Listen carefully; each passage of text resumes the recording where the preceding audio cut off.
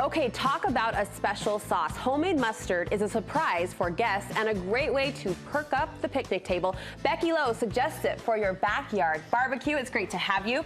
Thank you. But that homemade mustard is really just part of a bigger concept you're bringing to our minds and to our idea palette today. Absolutely. You know, this is a time that we really want to bring people together. It's feasting, it's snacking, it's parades, it's picnics, it's reunions. And so instead of putting everything together, you know, separate it out and let your guests help to prepare it, and also help let them mix together what they would like with it. It's double duty. It's double duty. The food is the activity. Right. And I always like, as a guest, when a host does put me to work, so you're not left kind of just hanging out awkwardly like, what can I do?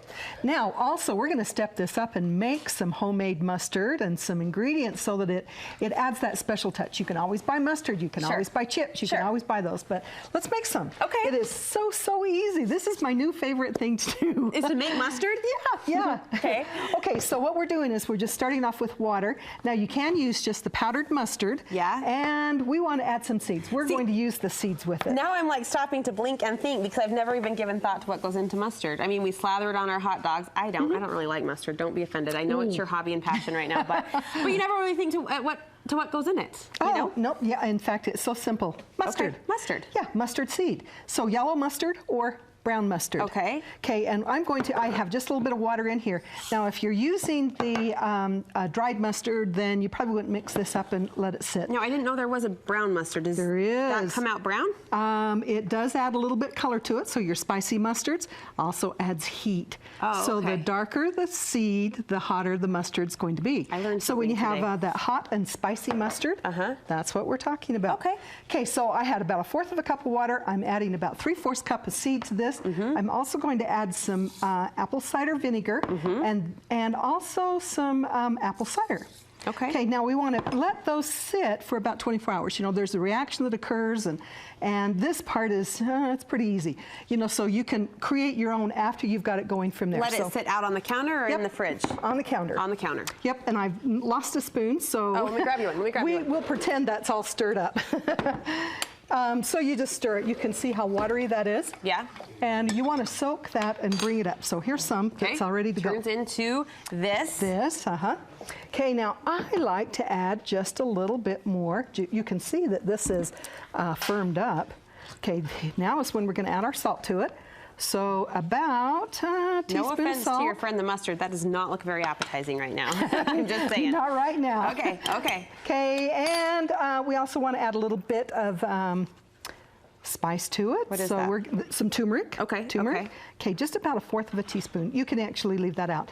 Now, if it's too hot or if it's too tangy, then you can also tone that down with a little bit of sugar, or I like honey with it. Now you just simply blend this, and you can see where that's coming up. Okay, and to save a little bit of time, you've got to see the bowl that I have already created. So I'm using just mustard seed right here. Yeah, check this out. Okay, so here it is.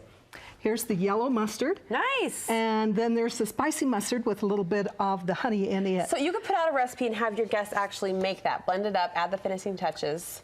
Now the mustard you can, but I like to have the mustard made a day ahead of time. There is a bitterness that sometimes develops, you know, not develops, but is when you first make the mustard. Oh, okay. And so allowing it to sit for 24, 48 hours, it helps to tone that down. Nice, so you can dip and eat and enjoy. Yep, bring your breads out, your crostinis, your chips, you know, your pretzels, then, but it's also good on your hot dogs, your hamburgers.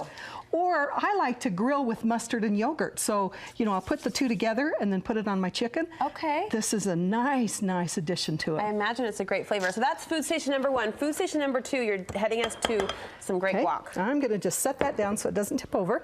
Now with guacamole, that is so simple, but throw away those packaged mixes.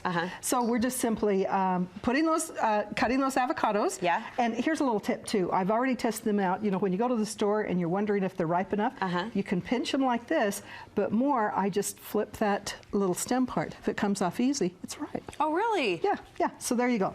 Okay, so all we're gonna do is put a little bit of garlic, a little bit of salt, and a little bit of lime juice with it. And that's our basic guacamole. So you give the basic kind of mash mix, and then people can add what they want. Right, Love it. So I hate onions. I hate it when you make guacamole with onions. Becky, and so one this day way, we're going to go through and count out how many times in the last 12 plus years you've said, I hate onions. Don't do that. okay, we won't. But you can add your own onions to it, tomatoes, olives, the cilantro. Yeah. You add it in, and you just simply put it on your plate and use it from there. So easy, easy. That's what I like. All right. Okay, salsa. You can get your guests to help make the salsa as well. So this is a quickie.